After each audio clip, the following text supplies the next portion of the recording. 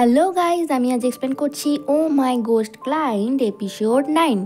মুজিনকে ফোনে পাচ্ছে না বলে হিজু অস্থির হয়। গনুকে কাজ করতে না দিয়ে জোর করে নিয়ে যায় তার সাথে। যেখানে মিস্টার চোয়ের সাথে দেখা করতে গিয়েছিল সেখানে গিয়েও এরা মুজিনকে খুঁজে পায় না। বাধ্য হয়ে পুলিশ স্টেশনে কমপ্লেন লেখাতে যায়, কিন্তু পুলিশ তো সেই পুলিশই, কাজে এদের বিশাল অরুচি। তারা বলে দেখুন, কোনো অ্যাফেয়ার করে পালিয়ে গেছে হয়তো। এই কথায় হিজুও পুলিশকে ঝাড় দিতে শুরু করে দেয়। পরদিন সকালে এরা বসে নিউজ দেখতে গিয়ে দেখে মিস্টার চোই ধরা পড়েছে, তার সাথে আরও একজন রয়েছে। এটা শুনেই দুজনে অবাক হয়ে দুজনেই পুলিশ স্টেশনে দৌড়য়। মুজিনকে পুলিশ ঘুরিয়ে পেঁচিয়ে জিজ্ঞাসা করতেই থাকে মিস্টার চোইকে সে কিভাবে চেনে, কেন দেখা করতে গিয়েছিল। মুজিন বলে ইন্টারভিউ নিতে গিয়েছিলাম। পুলিশের থেকে বাঁচার জন্য গনু চ্যানেলের রিপোর্টার বলে দেয় সে। এতে পুলিশও কোনো সন্দেহজনক কিছু না পেয়ে মুজিনকে ছেড়ে দেয়। পুলিশ স্টেশন থেকে বেরিয়েই গনু ও হিজুর এত মিস কল দেখে তাদেরকে ফোন করে জানিয়ে দেয় আমি ভালো আছি। এতে তারাও শান্তি পায়। এদেরকে মিস্টার চোয়ের ফ্রিজের থেকে ইউএসবিটা বার করে আনার দায়িত্ব দেয়।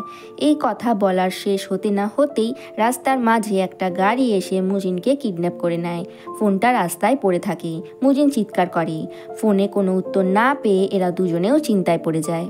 এদিকে মুজিনের ফোন অন্য একটি লোক পায়, তাকে আবার অনেক টাকা দিয়ে তবে এরা মুজিনের ফোন ফেরত পায়। অন্যদিকে মুজিনকে গ্যাংস্টাররা এত মেরে মেরে তাকে তক্তা বানিয়ে দেয়। মুজিন ও অন্য আত্মারা দেখে টিভিতে যে তাদের পরিবারকে টাকা দিয়ে কোম্পানি সেটেলমেন্ট করছে। আত্মারা রাগে ফুলতে থাকে। একজন বলে এ আমার ভাই, মা বাবা মারা যেতে আসেনি, এখন টাকা নিতে চলে এসেছে, শয়তানের দল। অন্য একজন বলে এই মহিলা আমার মা, আমার 5 বছর যখন বয়স অন্য একটা লোকের সাথে চলে গিয়েছিল, এখন টাকার গন্ধে আবার ফেরত এসেছে। এরা বলে এভাবে কি শেষ হয়ে যাবে, আর কিছুই কি করা যাবে না, আমরা কি ন্যায় বিচার পাবো না। মুজিন বলে আমি কি করব, যতদিন আসল মালিক কে সেটা প্রমাণিত না হয়, তার ক্রাইম প্রমাণিত না হয়, আমি কিছুই করতে পারবো না। এরা বলে ইউএসবিটা খুঁজে পেলেই আমরা জাস্টিস পাবো। মুজিন এদের সাহায্য করতে বললে এরা বলে আমাদের কাছে কোনো পাওয়ারই নেই, দেখলেন তো আপনাকে যখন মারছিল কত চেষ্টা করলাম আপনাকে বাঁচাতে পারলাম না।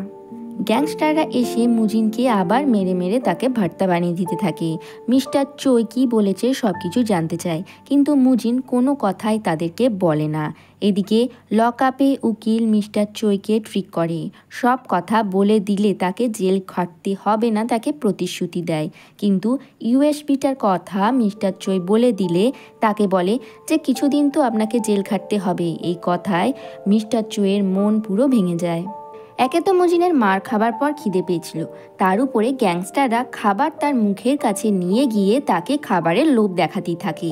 এতে তার মুখটা দেখবার মতো ছিল, খিদেই সে ছটপট করছে, আর অন্যদিকে গ্যাংস্টাররা তাকে লোভ দেখাচ্ছে। এরপর নেচে নেচে এরা মুজিনকে টিজ করতে থাকে।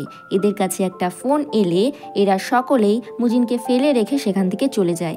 মুজিন কষ্ট করে চপস্টিক দিয়ে হাতের দড়িটা খুলে ফেলে। এটা দেখে আত্মারা বলে অ্যামেজিং। এরপর উঠে একটা খাবার খেতে খেতে মুজিনও দৌড়োয়। আসল চেয়ারম্যান আবার তার উকিলের টিমকে ঝাল লাগাতে থাকে। এরা তখন আইডিয়া দেয় এই সব কিছু কভার করতে হলে কোনো নেতার সাহায্য নিতে হবে। মুন জিয়ং নামে একজন নেত্রীর কথা বলে, সে টাকার খুবই লোভী, তার উপরে তার হাতে অনেক পাওয়ার রয়েছে। এই মহিলাই তাদের এই সমস্ত ক্রাইম লুকাতে পারবে। তাই চেয়ারম্যান তার সাথে মিটিং ঠিক করতে বলে। হিজু আর গনু পৌঁছে যায় মিস্টার চোয়ের অফিসে ফ্রিজ থেকে ইউএসবি বার করার জন্য। লুকিয়ে বাঁচিয়ে অন্ধকারে উঠে যায় অফিসে। ফ্রিজের সমস্ত জিনিস খুঁজে খাবারের জায়গা থেকে লুকিয়ে থাকা ইউএসবিটা তারা খুঁজে পেয়ে যায়।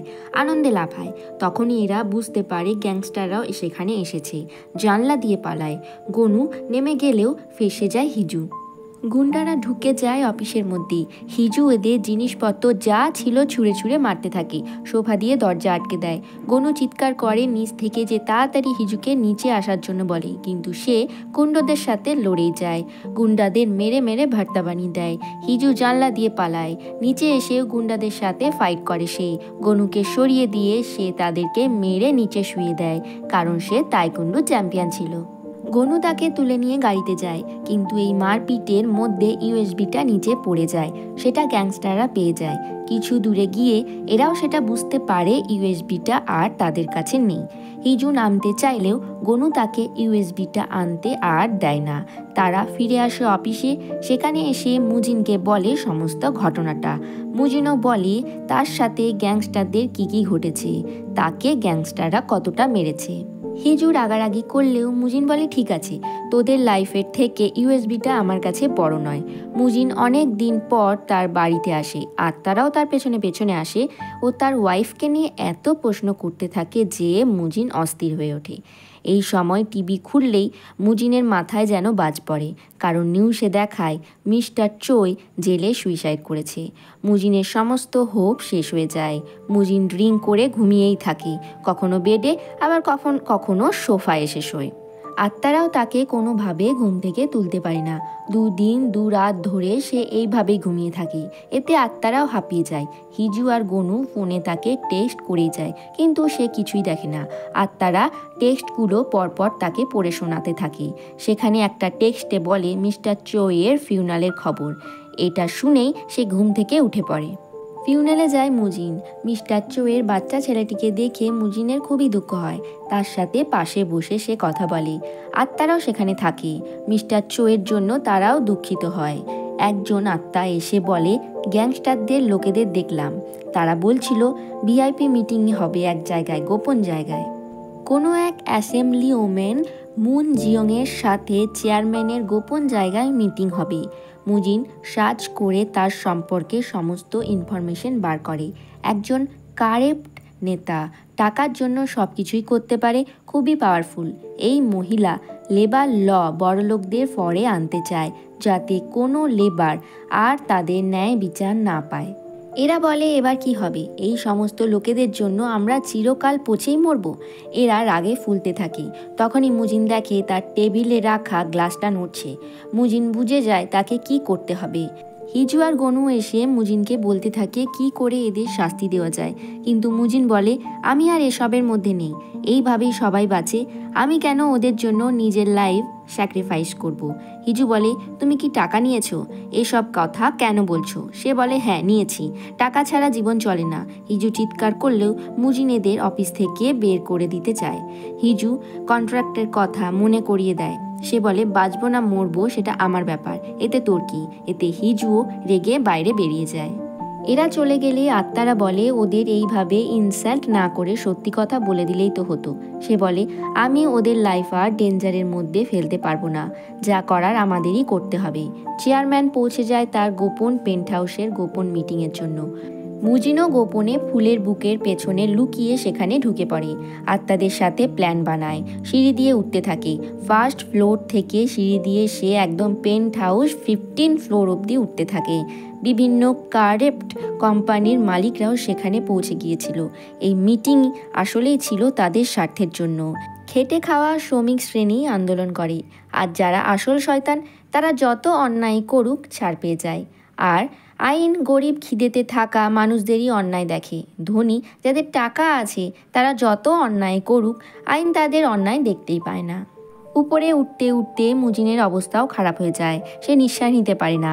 আর তারা বলে এটা খুব ডেঞ্জারাস। সে বলে এখন আর সেই সিচুয়েশন নেই যে সাধারণভাবে শান্তভাবে কিছু কাজ করা যেতে পারে, কিছু তো ধামাকা করতেই হবে। অ্যাসেম্বলি ওমেনটাও সেখানে চলে আসে। সকলে তাকে তেল দিতেই থাকে, তার তারিফ করতেই থাকে। নেত্রীটাও বলে আমি আরও পাওয়ার পেলে, বিল পাস করলে আপনাদেরই তো সুবিধা হবে, একসাথে টাকা কামাবো। মুজিন চেষ্টা করলেও আত্মাদের আর রাগাতে পারে না। মুজিন বুঝে পায় না সে কি করবে, তাই সে নিজেই রেগে গিয়ে তাদের কথা শোনাতে থাকে। বলে এইভাবেই অন্যায়ভাবে মরেছেন আর এইভাবেই থাকবেন। সব সময় সিম্প্যাথি কার্ড প্লে করা বন্ধ করুন। নিজেদের জন্য কিছু করতে পারেন না? নিজেদের জন্য কিছু কি করেছেন? সে দেখে আত্মারা তাদের পাওয়ার ফিরে পাচ্ছে হালকা হালকা। সে তাদের আরও রাগিয়ে দিয়ে বলে দেশে বছরে আপনাদের মতো 800 জন মারা যায়। আপনারা এত ভীতু কাওয়ার্ড, আপনারা নিজেদের জন্য কিচ্ছু করতে পারেন না। আপনারা বোঝেন মানে সপ্তাহে 15 জন করে মারা যাচ্ছে। আপনারা অন্যায়ভাবে মারা গেছেন, আপনাদের একটুও লজ্জা করছে না? এদিকে নেত্রীটাও বলে দেশ তো আপনাদের ট্যাক্সেই চলে, আপনারা যা চান তাই করতে পারেন। কিছু লোক মারা গেলে যাবে কি এসে যায়, ইনভেস্টিগেশন হবে, সেগুলো আমি সামলে নেব। মুজিন বলে আমরাও দেশের অংশ, আমরা মেশিন নয়, আমাদের কেউ এইভাবে পায়ের তলায় পিষে মারতে পারে না। ওরা কি সব সময় ভালোভাবে বাঁচবে আর আমরা এইভাবে পিষে মরবো? নেত্রী বলে আমি পুরো পাওয়ার পেলেই আইন পাশ করব, সব আপনাদের পক্ষেই যাবে। আর তাদের রাগও চরমে পৌঁছে যায়। ব্যবসাদাররাও টাকা দিয়ে সাহায্য করবে বলে নেত্রীকে। এরপরেই সকলে আনন্দ করে। মুজিন এর মধ্যেই দরজা খুলে ভেতরে ঢুকে পড়ে। ভেতরে ঢুকেই সে চিৎকার করেও ভয় দেখিয়ে বলতে থাকে, আমি 8 জন লেবার যারা আগুনে পুড়ে মারা গিয়েছে তাদের হয়ে বদলা নিতে এসেছি। আমি তোকে নরকে নিয়ে যেতে এসেছি। আমি একজন গ্রিম র্যাপার। এরা সকলে বলে এই লোকটা লেবার লয়ার, ফ্রড, বেরো এখান থেকে। এরপরেই চারিদিকের সমস্ত জিনিস নড়তে থাকে। সকলেই ভয় পেয়ে বলে ভূমিকম্প হচ্ছে নাকি? সে বলে তোরা যা অন্যায় করেছিস সব স্বীকার কর, না হলে তোদেরকে সকলকে নরকে নিয়ে যাব। সকলেই ভয় পেয়ে লুকিয়ে পড়ে টেবিলের নিচে। মুজিন নানান কায়দায় এদের ফাঁসানোর চেষ্টা করে ও ভয় দেখাতে থাকে। এর মধ্যে একটি লোক তাকে মারতে গেলে সে সেই লোকটিকে দেওয়ালে তার পাওয়ার দিয়ে দড়ি দিয়ে আটকে দেয়। সে চেয়ারম্যানকে বলে কি করবি বল, জেলে যাবি না তোকে মেরে আমি নরকে নিয়ে যাব? কিন্তু বদ লোকটা কিছুতেই মানতে চায় না।